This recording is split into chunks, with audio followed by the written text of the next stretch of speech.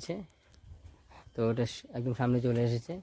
Red, এটাকে কি বলে, এটার নামটা হলো ম্যান্ড্রিল বানর। এই যে ম্যান্ড্রিল বানর একদম সামনে চলে এসেছে। আমি আছি, আপনারা তো জানেন আমি কোথায় আছি, বেঙ্গল সাফারি পার্কে। তো এখানে আমরা এখন দেখতে এসেছি ম্যান্ড্রিল বানর। এই যে একটি সামনে চলে এসেছে ম্যান্ড্রিল বানর, খুব দারুণ একটি বিষয়।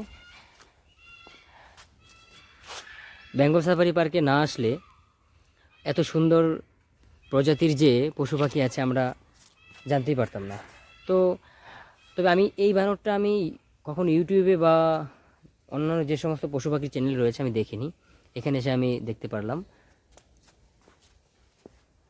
বানর দেখেছি, দু এক প্রজাতি দেখেছি, কিন্তু এত প্রজাতি এত সুন্দর বানর আছে তা বেঙ্গল সাফারি পার্কে না আসলে আমি জানতেই পারতাম না।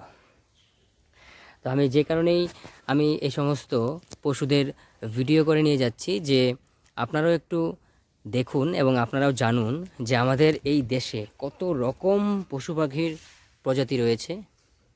I, hello. ও আমার দিকে দেখছেই না, ও যে কি খুঁজছে, কিসের কাছে ও ব্যস্ত তা বলতেই পারবো না, যে যার কাছে ব্যস্ত। এই যে, ওকে ওকে ওকে, থ্যাংক ইউ।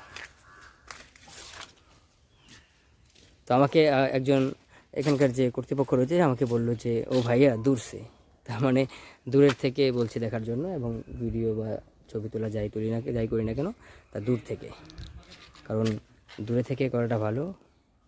কারণ এদের হাত অনেক লম্বা, এমন হতে পারে যে হাত বাড়িয়ে আমার শার্ট টেনে ধরলো বা আমার নাকে খামচি মারলো, মুখে খামচি মারলো।